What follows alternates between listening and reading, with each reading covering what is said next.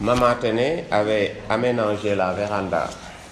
Elle avait balayé le sol et nettoyé les murs. Elle avait transporté à la cuisine les vieilles calebasses et cuvettes qui, d'ordinaire, encombraient ces lieux.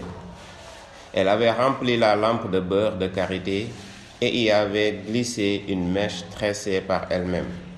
Après tout ce travail, elle avait étendu les magnifiques nattes réservées au grand jour. Le père Benfa, superbe dans son boubou doré, chapelet en main, s'était déjà installé. Il était si majestueux, si imposant que tous ceux qui, venant vers la véranda, l'apercevaient, marchaient sur la pointe des pieds pour ne pas se faire entendre. Il resta ainsi seul avec ses prières jusqu'à l'arrivée des autres.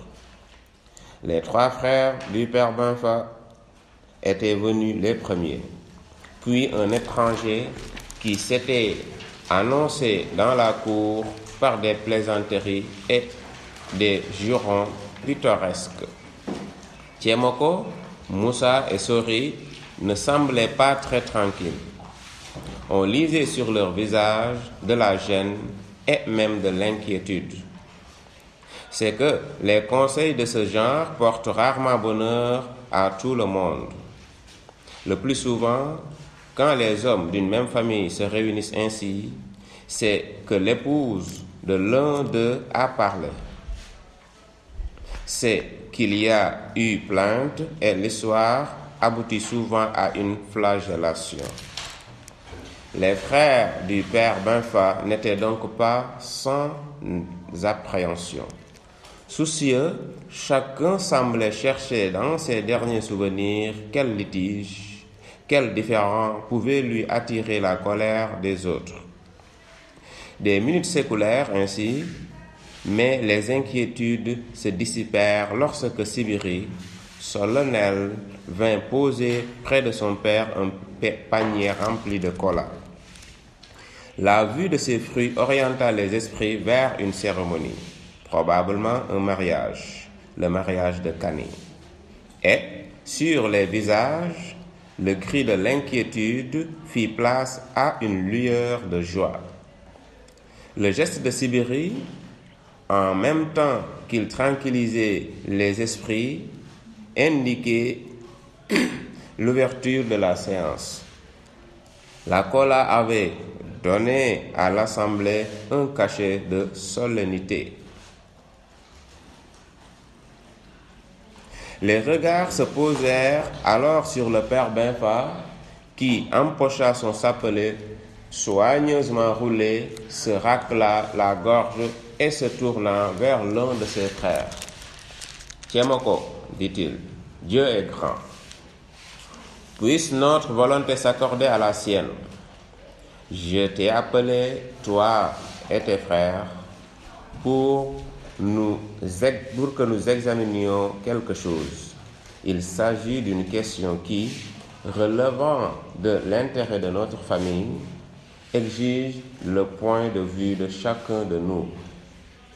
Voici bientôt 2 ans que Famagan, par ses salutations, ses largesses et ses nombreux messagers, demande à être des nôtres.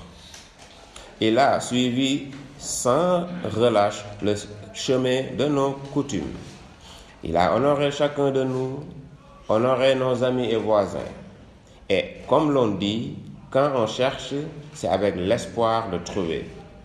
Aussi, par l'homme que voici, il désigna l'étranger. Famagan nous demande ce que nous pensons de lui. Je suis votre guide, il est vrai, mais sur les questions d'avenir, votre avis doit primer le mien. Je suis le plus proche de l'au-delà. Les uns me mènent de plus en plus vers nos ancêtres et, quand je ne serai plus, vous aurez la charge de tout ce qui a trait à notre famille. Mon devoir à moi est de consolider ce qui est, c'est à vous après. à préparer ce qui doit être. Ceci est ma parole. Après ces mots, le père Benfa prit sa tabatière en peau de bouc posée à côté de lui par les soins de maman Téné. Il plongea le pouce et l'index et déposa une poudre jaune sur sa langue, puis il tendit la tabatière à son frère Tchemoko et poussa une sorte de gloussement. Tchemoko, les yeux baissés, en signe de respect, assis maintenant en tailleur, demeuré immobile. Il regardait tour à tour ses frères cadets comme s'ils cherchaient dans leur attitude cette différence que les plus jeunes éternellement doivent à leurs anciens. Il se racla la gorge, se réjusta dans son attitude, manipula la tabatière et se décida à parler. Nous avons entendu tes paroles, dit-il au père Benfa. Mais, comme toujours, les pentades regardent celle qui les guide. Pour avoir voulu être un des nôtres, Famaga nous a comblés. Il y a 1000 jeunes filles dans le quartier et sur ces 1000 jeunes filles, il a choisi Kani. Ce geste, pour nous, a une signification autrement plus importante. Il veut dire que notre famille a su se maintenir dans les traditions laissées par nos pères. Il s'agit là de louanges et de louanges qui s'adressent à toi, Benfa. Famaga nous a rehaussés aux yeux du monde. Nous sommes donc ses serviteurs. Nos pères disaient « J'ai plus peur de celui qui me respecte que de celui qui me menace. » Vrai, s'exclama l'étranger, Famaga l'a pensé. Ce n'est pas pour ce qu'il nous a donné, continua Tchemoko. Ce n'est ni pour ses présents, ni pour les sommes d'argent que nous avons reçues de lui. Avant Famaga, avant même Kani, nos dents étaient solides et nous tenions ferme sur nos pieds. Ce qui nous mène vers Famaga, c'est sa démarche, son heureuse conduite à notre égard, en un mot, son savoir. Car nos pères disaient également, la meilleure des connaissances est celle qui mène l'homme vers les hommes. Famaga a su nous gagner, c'est notre devoir. N'est-ce pas, Sori? Cria-t-il à l'un de ses frères.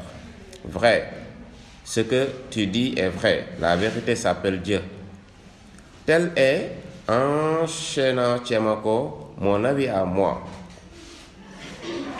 Cependant, mon avis est peu à côté du tien, Benfa. Tu es notre maître. Et si les uns te mènent vers nos ancêtres, leur sagesse aussi habite en toi. Nous te suivons comme toujours et demandons à Dieu la faveur de bénéficier le plus longtemps possible de tes conseils. Le père Benfa ne pouvait douter une seconde de la sincérité de cette déclaration.